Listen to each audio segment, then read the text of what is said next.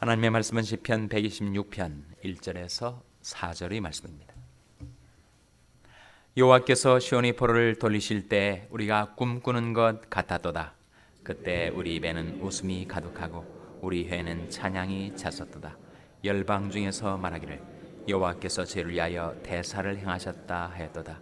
여호와께서 우리를 위하여 대사를 행하셨으니 우리는 기쁘도다. 여호와여 우리 포로를 남방 시내들 같이 돌리소서. 아멘. 할렐루야. 서로의 평강의 복을 기원하는 마음으로 샬롬 인사 나누시기 바랍니다. 샬롬. 오늘은 우리 상록회의 원래가 오전 11시 30분에 그랜드 월드 뷔페에서 있습니다. 그리고 오늘 저녁 7시 반에는 우리 구역장 모임이 있습니다. 2월달 구역 공과를 준비하는 구역장 모임이 7시 반에 이 자리 본당에서 있게 되겠습니다. 우리가 지금 상고하고 있는 말씀을 가리켜서 15개의 시편을 가리켜서 이름이 지어져 있죠. 뭐라고 되어 있습니까? 어디에 올라가는 노래라고요? 성전에 올라가는 노래. 이스라엘 백성이 팔레스타인 전역에 흩어져 살다가 이제 예루살렘 성전에 올라갈 때 그 순례길을 행하면서 부르는 순례자의 노래였다는 거예요. 우리도 천성을 향하여 하늘의 성전을 향하여 나아가는 순례자들인데 우리 순례길에도 노래가 있어야 합니다. 나의 나그네된 집에서 주의 율례가 나의 노래가 되었나이다. 주의 의로운 규례를 인하여 내가 하루 7번씩 주를 찬양하나이다. 시편 126편이 바로 순례자인 우리들이 천성을 향하여 나갈 때 부르는 순례자의 노래입니다. 1절, 2절 말씀 같이 읽겠습니다. 1절, 2절 말씀 시작. 여호와께서 시온의 포로를 돌리실 때 우리가 꿈꾸는 것 같았도다. 그때 우리 입에는 웃음이 가득하고 우리 혀에는 찬양이 찼었도다. 열방 중에서 말하기를 여호와께서 저희를 위하여 대사를 행하셨다 하였도다. 아멘. 이 말씀 가운데 여호와께서 시온의 포로를 돌리실 때 어떤 사건을 가리킬까요? 역사적으로 이 말씀이 가리키는 사건들이 있습니다. 이스라엘 백성이 포로로 잡혀갔단 말이죠. 어느 나라 포로로 잡혀갔었죠? 바벨론 포로로. 바벨론 포로로 잡혀가서 거기서 종살이를 하고 거기서 난민의 신세가 돼가지고 정말 소망 없이 가망 없이 살 수밖에 없었는데 하나님께서 그들이 시온의 포로된 상태를 돌려주셨다는 거예요. 그래서 그들이 고토로 약속의 땅으로 귀환하게 해주셨다는 겁니다. 이스라엘 민족이 포로 상태에서 그렇게 노연하게 된 것이 그들이 독립운동해서 그런 것인가 해방운동해서 그런 것인가 아니었단 말이에요. 그들은 전혀 그런 힘이 없었습니다. 그야말로 사자의 발톱에 움켜짐을 당한 토끼처럼 무력하기만 했던 그들을 위하여 하나님께서 자유와 해방의 역사를 이루어 주신 거죠. 그들이 행한 것 아니고 하나님이 그들을 위하여 대사를 행하셨다는 거예요. 그래서 열방 중에서 말하기를 여호와께서 우리를 위하여 대사를 행하셨으니 우리는 기쁘도다.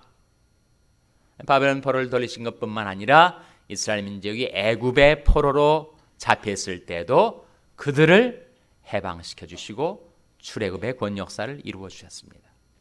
이러한 사건들은 장차 일어날 하나님이 대사에 대한 예표란 말이에요. 예고편이란 말입니다. 하나님이 장차 이루실 대사는 무엇을 가리키죠? 하나님께서 예수 그리스도를 통하여 죄 종살이하던 인류를 구원하시고 해방시키신 그 예수 그리스도를 통한 하나님의 구원의 대사, 그것에 대한 예고편이었다는 것입니다. 그래서 한 민족이든 한 개인이든 하나님께서 대사를 행하실 때가 있어요. 우리 민족도 일제 36년 동안 식민 지배를 받고 있을 때 하나님께서 개입하셔서 우리 민족을 36년 만에 해방시켜 주셨습니다. 광복의 기쁨을 처음 체험한 사람들은, 여기에 1945년 이전에 출생하신 분들은 정말 체험을 하시지 않았어요? 정말 이게 꿈인가 생신가. 그때 우리 입에는 웃음이 가득하고 우리 혀에는 찬양이 찼었도다. 그런 경험을 하신 분들이 계시단 말이에요. 우리 민족을 불쌍히 여기셔서 하나님께서 대사를 행하셔서 우리 민족에 광복을 주신 거죠. 6.25 전쟁, 한국 전쟁의 참화 속에서 잿더미가 되어버린 우리 민족, 그야말로 거지였었던 우리 민족을 반세기 만에 세계 10대의 경제 강국으로 부흥시켜 주신 거, 누가 하는 겁니까? 물론 우리 민족이 열심히 근면하게 일을 했겠지만 정말 그것은 하나님의 대사였습니다.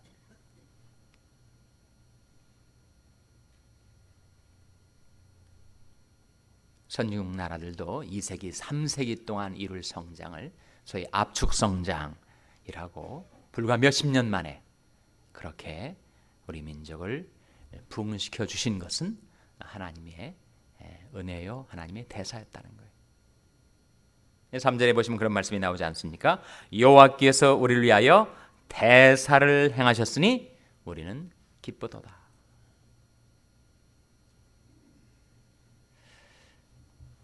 민족도 그렇고 개인도 그렇습니다. 여러분이 지나온 인생길을 되돌아보시면 정말 하나님께서 나를 위하여 대사를 행하셨다, 그렇게 고백할 수밖에 없는 그런 사건, 그런 일들이 있었을 거예요. 대표적으로 뭐가 있겠습니까? 여러분이 예수 믿어 구원받으신 거, 정말 하나님이 대사 아닙니까? 하나님께서 나를 불쌍히 여기셔서 구원해 주시 않으셨더라면 나는 과연 어떻게 되었을까? 예수 그리스도를 통한 구원의 대사죠. 정말 일생일대 이 위대한 하나님의 구원의 역사뿐만 아니라 지금까지 신앙생활 해오면서도 이건 정말 하나님이 해주신 거지, 하나님이 하셨어요 라고 고백할 수밖에 없는 그런 사건들이 우리의 짧은 삶 가운데 있어 왔다는 거예요. 아마 여러분 가운데서는 한국을 떠나서 미국에 와서 살게 된 거, 그 하나님의 대사인 분들이 많이 계실 거예요. 한국에 계속 있었다면 정말 내가 술 때문에 죽고 말았을 텐데 미국에 와가지고 교회 나오다 보니까 거기서 내가 노연한 거지, 그렇게 고백하실 분들이 계실 거예요. 내가 만약에 한국에 계속 살았더라면 아침 일찍 일어나서 밤에 늦게 누우며 수고의 떡을 먹음이 헛된 인생, 그야말로 돈 버는 기계,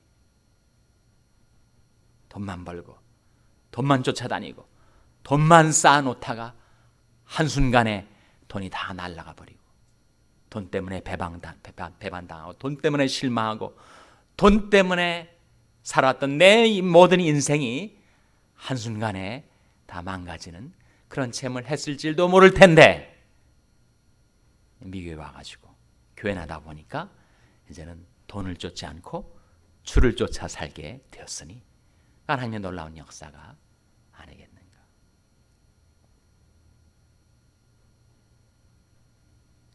저 개인적으로 보면 계속 동부에서 목회했으면 하나님의 대사를 체험하지 못했을 텐데 이 서부에 와가지고 하나님의 대사를 체험했단 말이에요.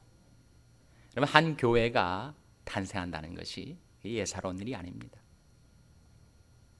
남가주 샬롬교회는 한 교회가 생겨나게 되는 것이 하나님이 대사 아니고 무엇이겠습니까?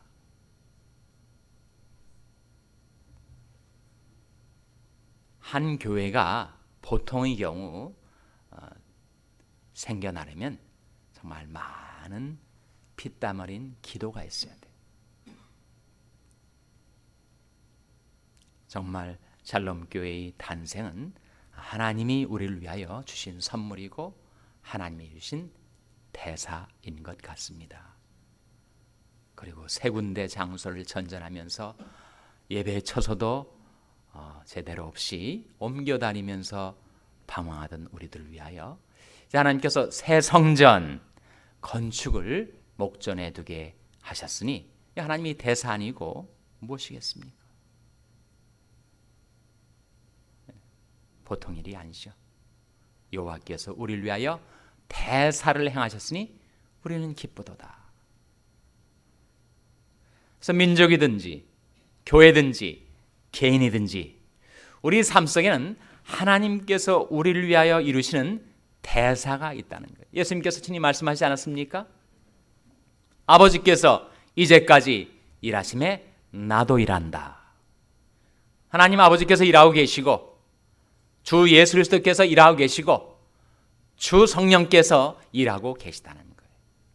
우리의 삶은 하나님의 일하심을 따라서 일하며 살아가는 것이죠. 여호와의 행사가 크시니 이를 즐거워하는 자가 다 연구하는도다. 우리 연구해야 됩니다. 하나님께서 지금 어떻게 내 주위에서 일하고 계신지를 깨닫고 포착하고 발견하고 그 하나님의 일하심을 따라 나도 그 방향으로 일하며 살아가야죠. 여호와의 행사가 크시니 이를 즐거워하는 자가 다 연구하는도다.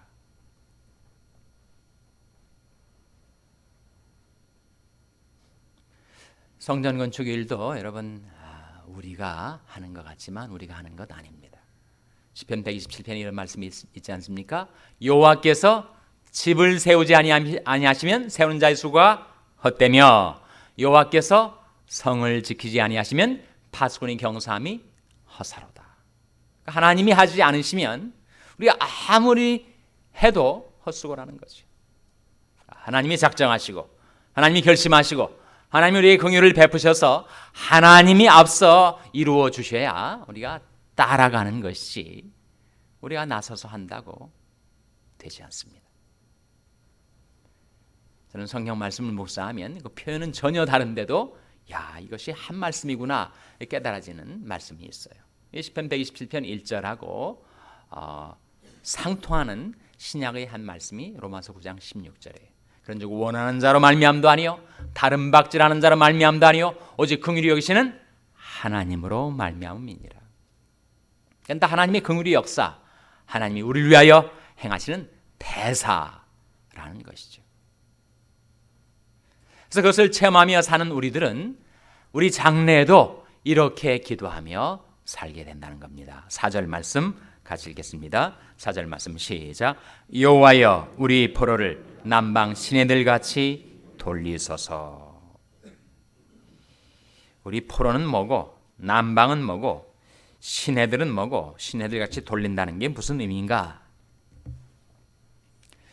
우리가 이 세상에 살 동안은 여러 가지 일들로 잡히게 될 때 같습니다. 질병에 잡히고 사고에 잡히고 곤궁에 잡히고 그리고 내 죄에 잡히고 내 여러 가지 욕망에 잡히고 염려에 잡히고 이 포로된 신세가 있다는 거예요.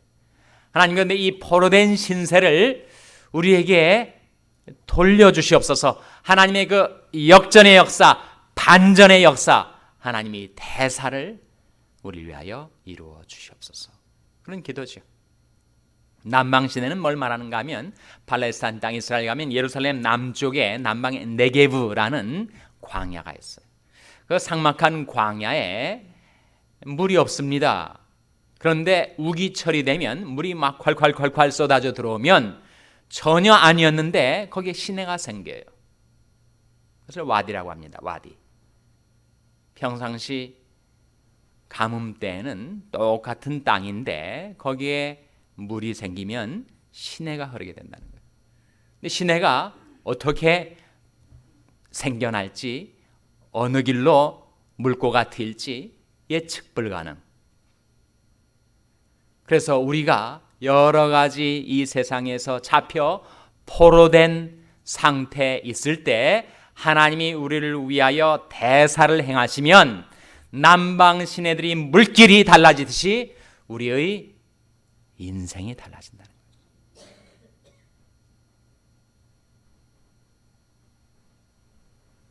우리 세상 사람들은 그걸 팔자라고 합니다. 팔자가 폈다. 운명이라고도 하죠. 우리는 것을 섭리라고 부릅니다. 하나님께서 우리를 위하여 대사를 행하시면 우리가 포로된 상태에 있다가 우리의 삶이 돌려진다는 거예요. 반전의 역사가 일어난다는 것입니다. 지금까지 살아온 길 곰곰이 생각해 보면 그렇지. 우리 민족을 위해서나 우리 교회를 위해서나 나를 위해서 하나님께서 그 긍휼의 역사, 그 구원의 역사를 이루어 주셨던 것처럼 하나님, 제가 나중에 영원한 천성에 도착할 때까지 하나님, 제가 이 세상을 살아갈 때 하나님, 저희 신세를, 저희 삶의 조건을 남방 시내들 같이 포로된 상태에서 해방시켜 주시고 자유케 해 주시옵소서. 아들이 너희를 자유케 하면 너희가 참으로 자유하리라. 우리 주 예수님께서 내 인생에 오셔서 내 삶을 돌려주시면 나는 소망이 있는 존재가 된다는 거예요. 우리가 알거니 하나님을 사랑하는 자, 곧 그 뜻대로 부르심을 입은 자들에게는 모든 것이 합력하여 어떻게 된다고 했습니까? 선을 이루느니라. 이게 바로 돌리는 겁니다. 하나님께서 남방 시내들을 돌듯이 우리가 처한 모든 삶의 여건, 세상 사람들이 말하는 운명과 팔자를 하나님께서 돌려놓으시는 거예요. 지금까지 그러한 하나님의 은혜의 역사를 체험한 우리가 우리 앞길에 하나님, 우리 포로를 남방 시내들 같이 돌리소서. 기도하실 때 하나님께서 그 기도를 받아주시고 여러분을 위하여 대사를 행하여 주시기를 주님의 이름으로 축원합니다. 기도하시겠습니다. 오늘 말씀을 기억하며 하나님,